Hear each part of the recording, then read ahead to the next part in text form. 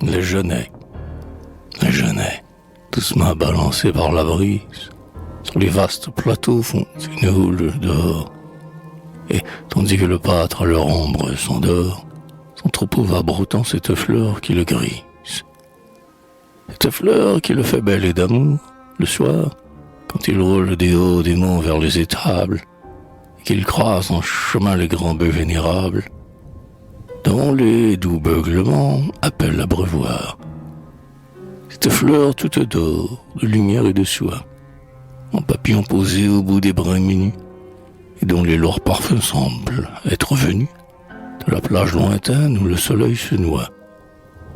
Certes, j'aime les prés où chantent les grillons, et la vigne pendue au flanc de la colline, et les champs de bleuets sur qui le blé s'incline, comme sur des yeux bleus tombent des cheveux blonds. Mais je préfère aux prés fleuris, aux grasses pleines, au coteau où la vigne étend ses pampres verts, les sauvages sommeils de genêts recouverts, qui font vent d'été de si fauves haleines.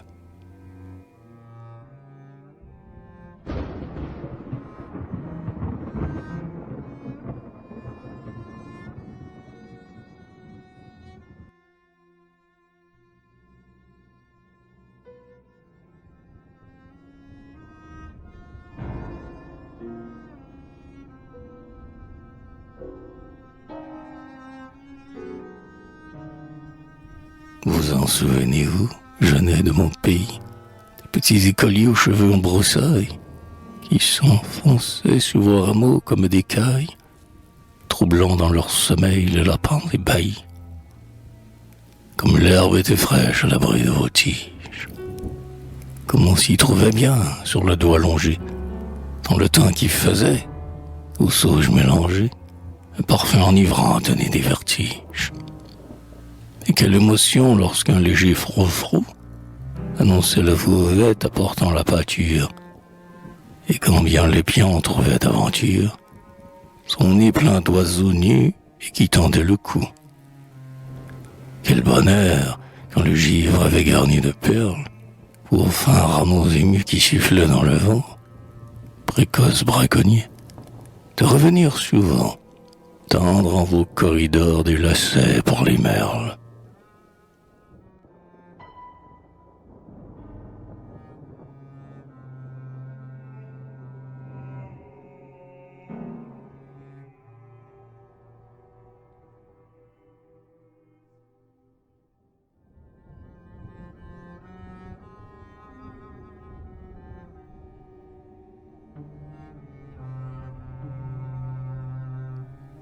Il fallait quitter les jeunes éléments, s'en aller au collège étudier des livres, et sentir, loin de l'air natal qui vous rend ivre, s'engourdir ses jarrets et siffler ses poumons.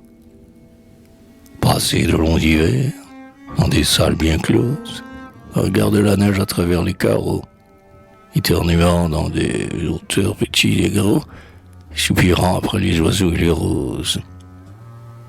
Mais l'été, se haussant sur son banc d'écolier, comme un forçat qui, tout en ramant dans sa chaîne, pour sentir si le vent de la lande prochaine ne vous apporte pas le parfum familier.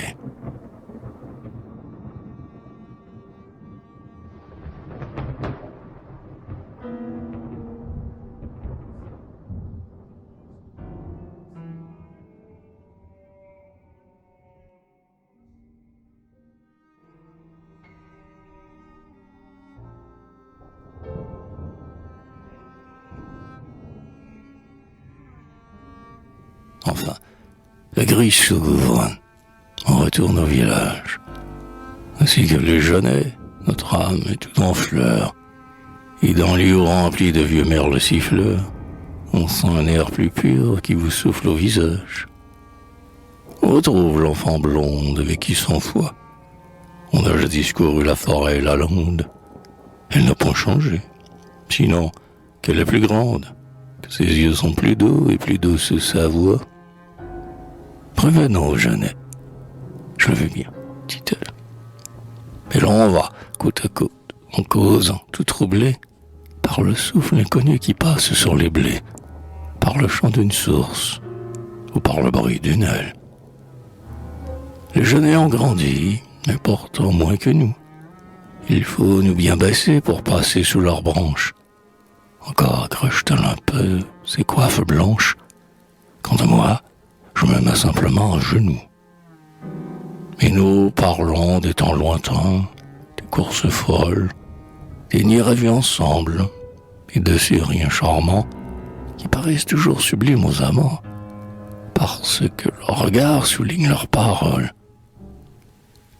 Puis le silence, puis la rougeur des aveux, et le sein qui palpite, et la main qui tressaille, et le bras amoureux qui fait ployer la taille, comme le serpolet sans banc dans les cheveux, et les fleurs des genêts nous font un diadème, et par l'écartement des branches, haut dans l'air, paraît comme un point noir l'alouette au champ clair, qui, de l'azur, bénit le coin d'ombre où l'on aime.